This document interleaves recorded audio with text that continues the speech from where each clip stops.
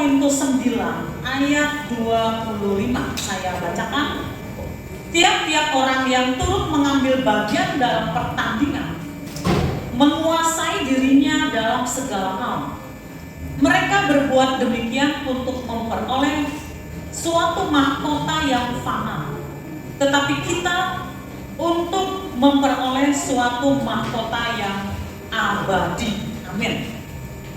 Baik Bapak Ibu Saudara, ini berbicara tentang penguasaan diri, ya.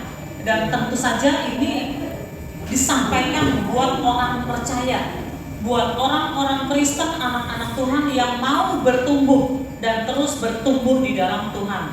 Tidak mungkin kita bayi terus-terusan, kanak-kanak terus-terusan secara rohani. Kita harus bertambah dewasa, ya, dan semakin dewasa.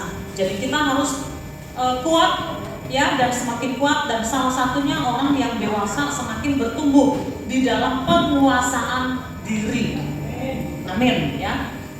Bapak Ibu Saudara, dikatakan di sini di dalam suatu pertandingan, ya. Di dalam satu pertandingan, para peserta menguasai dirinya di dalam segala hal. Dan di dalam pertandingan di dunia ini, apapun bentuknya, ya, para peserta berbuat demikian, berusaha menguasai diri supaya mereka memperoleh mahkota yang fana. Mereka mendapatkan kemenangan yang fana. Tetapi pertandingan kita sebagai anak-anak Tuhan, pertandingan di dalam iman dan rohani kita, itu untuk memperoleh mahkota yang abadi. Ya, kita semua tentu ingin masa depan yang baik, hari-hari yang lebih baik di depan kita. Ya, seperti kita sering mengatakan, saya hari ini harus lebih baik daripada saya kemarin, tapi saya esok harus lebih baik daripada saya hari ini. Ini berbicara karakter, tetapi ini juga berbicara tentang kehidupan kita. Kita ingin hidup kita lebih berkualitas, ya, penghasilan kita juga lebih baik, ya, keluarga kita juga lebih bagus, ya, dalam segala hal kita ingin lebih baik, ya. Nah, untuk menjadi lebih baik, ya, salah satunya kita harus belajar di dalam penguasaan diri. Kita nggak bisa hanya berdoa percaya, berdoa. Itu berdoa penting dan penting. Kita harus berdoa dan berdoa. Ya, beriman, perkataan yang baik itu penting. Tetapi juga kita harus belajar di dalam penguasaan diri. Ya, kalau kita mau hidup kita lebih baik, masa depan kita lebih baik, belajar di dalam penguasaan diri. Bapak Ibu Saudara, kita semua, ya, punya anak-anak. Ada yang anak kita masih kecil, balita, ada yang remaja, ada anak kita dewasa. Kita sebagai orang tua, kita juga harus mengajarkan anak-anak kita di dalam penguasaan diri. Ya, mungkin anak-anak balita kita, mungkin mereka belum mengerti, tidak banyak dituntut. Tetapi setelah mereka menjadi kanak-kanak, mereka menjadi remaja, mereka mulai dituntut, ya, untuk bertumbuh di dalam penguasaan diri. Dan orang tua punya kewajiban, ya, untuk membimbing anak-anak di dalam penguasaan diri. Orang tua nggak hanya nyediain uang sekolah, ya, nyediain bajunya, kebutuhan anak-anak, ya. Bukan hanya itu yang harus dipikirkan oleh orang tua, tetapi orang tua harus mengajarkan anak di dalam penguasaan diri. Nah, untuk mengajarkan anak di dalam penguasaan diri, apa yang paling penting? Yang paling penting adalah orang tua sendiri harus belajar di dalam penguasaan diri. Ya, kenapa? Karena anak-anak melihat teladan kita. Yang tidak ada kita yang lulus di dalam penguasaan diri, belum. Yang hanya Yesus yang sempurna. Ya, tokoh-tokoh di Alkitab kita belajar, mereka juga jatuh bangun. Tetapi kita harus belajar. Ya, kita nggak bisa, saya kan suku saya memang suku seperti itu yang meledak-ledak. Ya, orang tua saya, keluarga saya memang seperti itu. Mau apa lagi? Saya dari sananya begitu, nggak bisa. Ya, kita nggak boleh bersikap seperti itu. Kita semua harus mau bertumbuh, ya, di dalam penguasaan diri. Baik, ya. Jadi tugas orang tua bukan hanya menyediakan kebutuhan materi, ya, tetapi harus mengajarkan, melatih, mempersiapkan anak-anak kita, ya, untuk mereka belajar di dalam penguasaan diri. Dan untuk itu kita sebagai orang tua, kita harus terlebih dahulu, ya, bertumbuh di dalam penguasaan diri. Baik Bapak Ibu Saudara, ya, menguasai diri. Apa sih menguasai diri itu apa? Ya, menguasai diri itu artinya kita tahu batasan di dalam segala sesuatu. Ya, kita tahu batasan di dalam segala sesuatu, di dalam segala hal, dan kita tahu menempatkan sesuatu pada porsinya. Itulah penguasaan diri. Menempatkan sesuatu pada porsinya.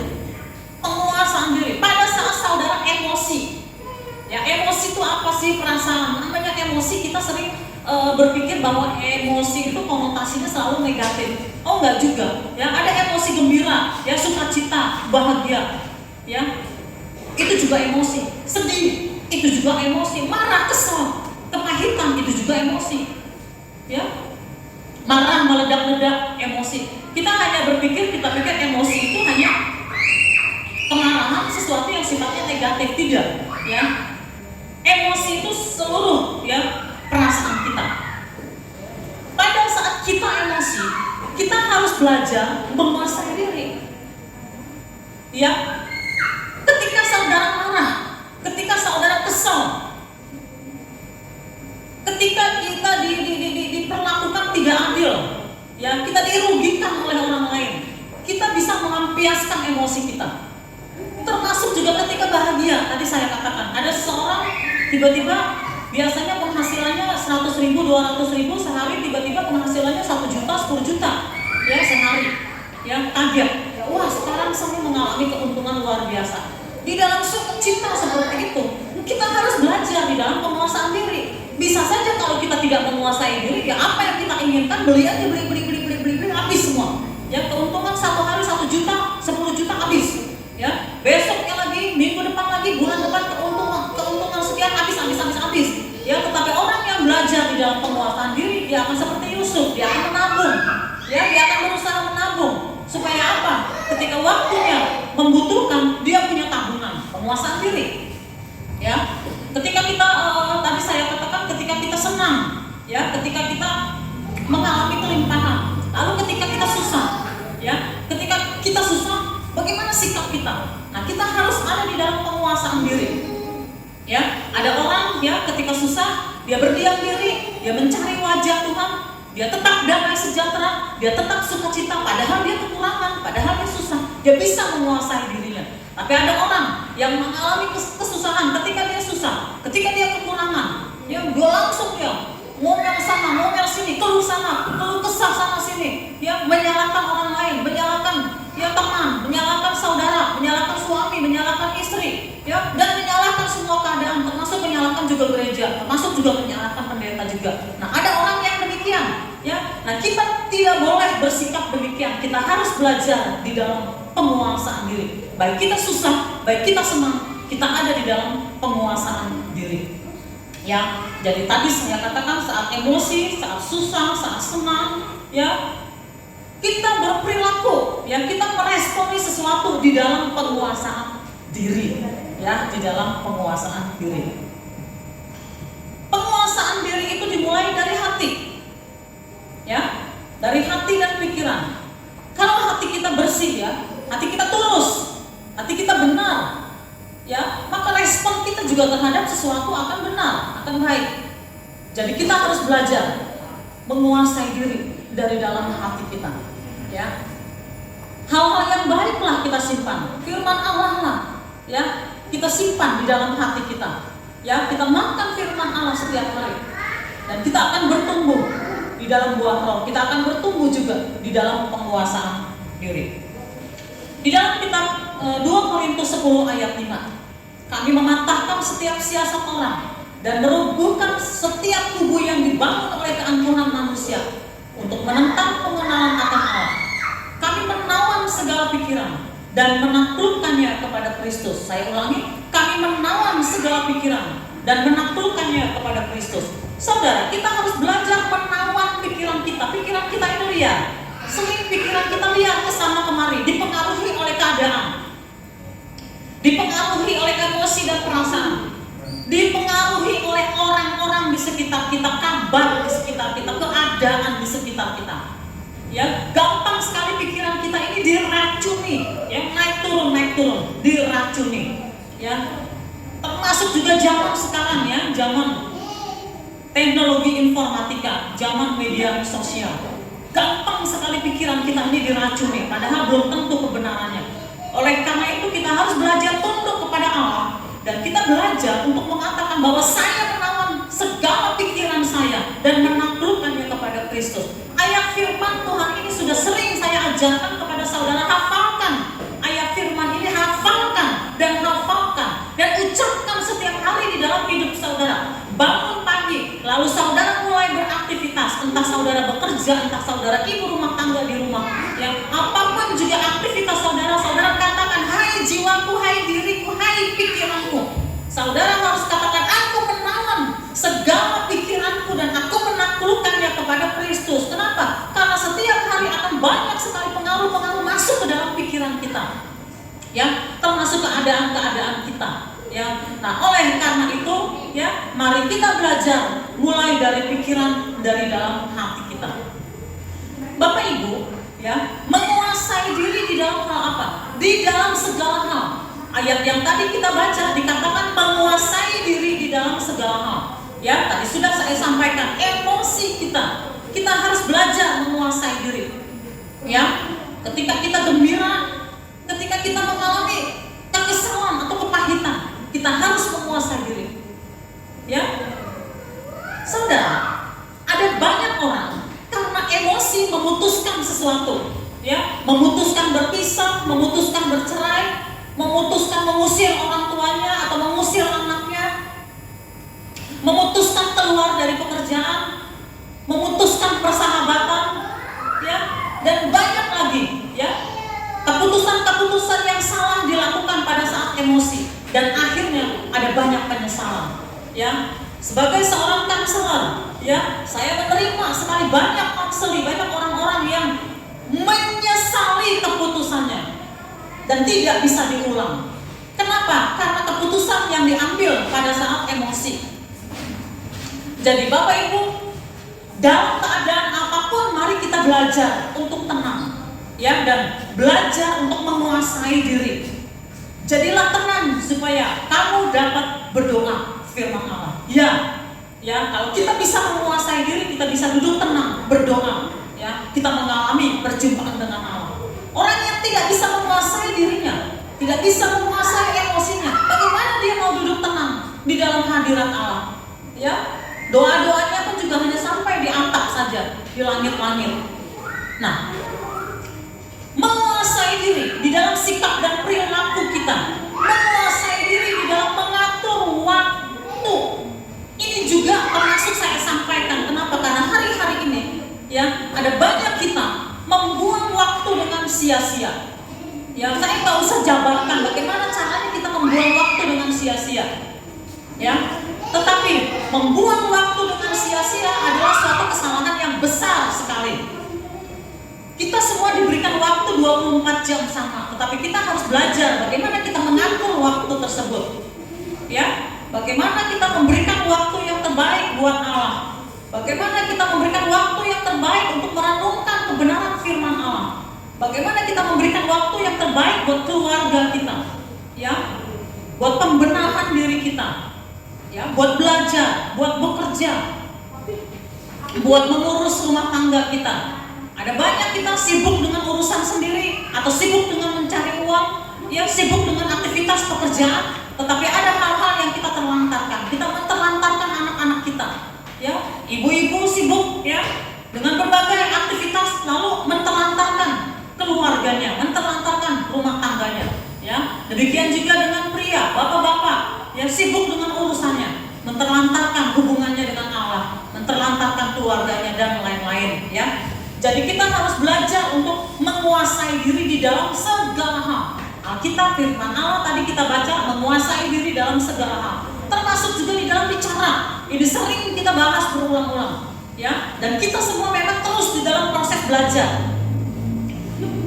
bicara, ya, supaya bicara kita tidak menyakiti orang lain, supaya bicara kita menjadi berkat buat orang lain, ya.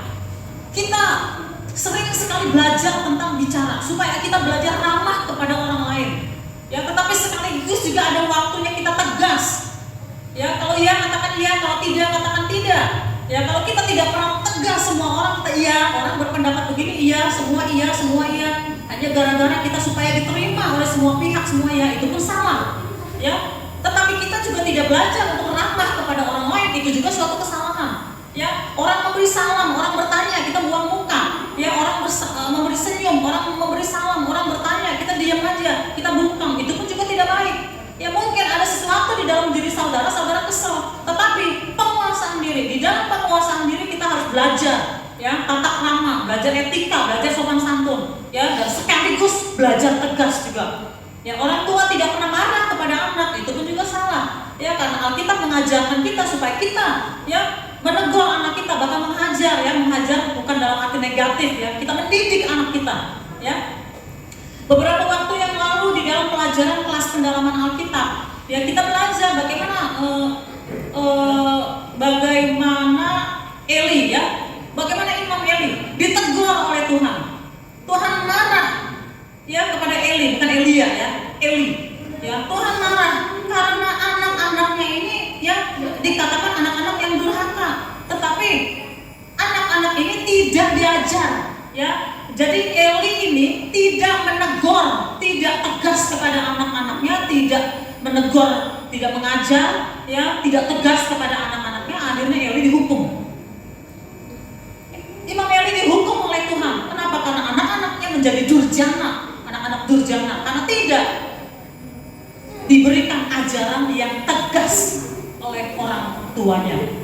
Jadi, ya, belajar berbicara termasuk belajar tegas, ya, dan belajar mengatakan kebenaran. Kalau iya katakan iya, dan kalau tidak katakan tidak. Tadi saya katakan, ya, ada banyak sekali kesimpang siuran di sekitar kita, ya, termasuk zaman hari-hari ini, ya, zaman media sosial. Saya katakan kita tidak bisa mengatakan iya kepada semua pihak, kepada semua orang. Sekalipun salah kita katakan iya. Kita nggak bisa begitu. Kita harus punya ketegasan, ya. Jadi kita harus belajar bicara benar, ya. Nah, Bapak Ibu Saudara, termasuk juga yang namanya penguasaan diri, termasuk di dalam hal makanan. Ini kita semua harus belajar, karena semua kita suka makan, betul ya? Tapi kita harus belajar. Ya, kita harus melihat kondisi kita. Kita harus melihat usia kita. Kita harus melihat keadaan kita. Kita harus belajar. Ya. Untuk tidak segala sesuatu kapan saja, apa saja ayo masuk, ya, ke dalam mulut kita. Ya, kita nggak bisa seperti itu. Kita harus belajar. Dan ini adalah proses pembelajaran seumur hidup kita. Sekali lagi, kita harus menguasai diri di dalam segala hal. Kalau kita belajar membaca Alkitab, diajarkan untuk bacalah Alkitab, bacalah Alkitab. Kita diajarkan berdoalah, berdoalah, berdoa. Kita diajarkan percayalah, percayalah, percayalah. Itu benar. Dan itu adalah dasar, itu adalah basic. Diulang-ulang, dimanapun juga saudara belajar tentang firman Tuhan, itu diajarkan. Tapi jangan lupa, kita diajarkan percaya, kita diajarkan baca Alkitab, diajarkan berdoa. Tetapi kita juga harus bertumbuh di dalam penguasaan diri. Ya, termasuk juga di dalam keinginan-keinginan kita harus belajar menguasai diri. Kita nggak bisa, ya, melihat orang begini mau, melihat yang seperti ini kepengen. Ya, melihat yang begitu mau, kepengen, saya ingin seperti ini, saya ingin. Kita nggak bisa seperti itu. Kita harus belajar menguasai diri kita. Di dalam kitab Roma 12 ayat 3, berdasarkan kasih karunia yang dianugerahkan kepadaku, aku berkata kepada setiap orang di antara kamu, janganlah kamu memikirkan hal-hal yang lebih tinggi daripada yang patut kamu pikirkan, tetapi hendaklah kamu berpikir begitu rupa. Tetapi hendaklah kamu berpikir begitu rupa sehingga kamu menguasai diri menurut ukuran iman yang dikaruniakan Allah kepada kamu masing-masing. Bapak Ibu Saudara, kita melihat orang begitu, kita ingin, saya beriman seperti itu. Melihat orang lain lagi seperti apa, saya ingin, saya mau, saya kepengen, saya beriman, saya ingin seperti itu, saya ingin seperti itu, saya beriman. Saudara, ukuran iman kita, ya, haruslah seturut dengan ukuran iman yang dikaruniakan Allah kepada kita masing-masing. Kita punya ukuran iman dan kita punya panggilan, ya, yang diberikan Allah kepada kita, dan kita setia kepada ukuran iman dan panggilan yang Allah berikan tersebut. Ya, jadi bukan semuanya kita mau, semuanya kita ingin. Kita harus belajar menguasai diri di dalam hal keinginan kita. Ya, kadang-kadang orang salah kaprah. Ya, kadang-kadang kita diajarkan, ya, kalau kita beriman kepada Allah sebagai anak-anak Tuhan, apapun yang kita inginkan kita imani saja pasti kita dapat. Belum tentu. Ya, jadi mari kita belajar menundukkan diri kepada Allah, kuasai diri. Ya, bahkan ukuran iman juga Allah memberikan berbeda satu dengan yang lain. Oleh karena itu mari belajar menguasai diri menurut ukuran iman yang dikaruniakan Allah kepada kita masing-masing. Itu firman Allah. Ya. Dan yang terakhir, ya. Yang terakhir adalah hasilnya apa? Ya, hasilnya apa? Dikatakan tadi, tiap-tiap orang yang turut mengambil bagian dalam pertandingan menguasai dirinya dalam segala hal. Mereka berbuat demikian untuk memperoleh suatu mahkota yang fana, tetapi kita untuk memperoleh suatu mahkota yang abadi. Bicara penggenapan janji Allah, ada janji-janji Allah yang akan digenapi di dalam kita, di dalam keturunan kita. Tetapi ada juga janji-janji Allah yang akan digenapi pada saat kita masih hidup, di dalam zaman kita. Baik digenapi pada masa kita masih hidup, ataupun digenapi pada masa anak-anak kita. Ya, tetapi kita mau janji Allah itu digenapi. Oleh karena itu, belajar menguasai diri. Jangan sampai kita seperti Saul. Ya, dan banyak lagi contoh-contoh di Alkitab yang kita sudah belajar. Mari kita belajar menguasai diri. Jangan sampai kita sendiri ditolak pada akhirnya. Jangan sampai pada akhirnya kita tidak mengalami janji Allah itu digenapi hanya karena kita tidak menguasai diri. Menguasai diri di dalam perkataan, menguasai diri di dalam emosi. Ya, Bapak Ibu Saudara, kita menerima kebaikan Tuhan. Begitu banyak kita terima kebaikan Tuhan. Berlapis-lapis kita terima kebaikan Tuhan. Betul? Kebaikan Tuhan kita terima. Dengan cara apa? Ya, lewat keadaan-keadaan. Langsung kepada diri kita. Tapi kita juga mengalami kebaikan Tuhan, menerima kebaikan Tuhan lewat sesama kita.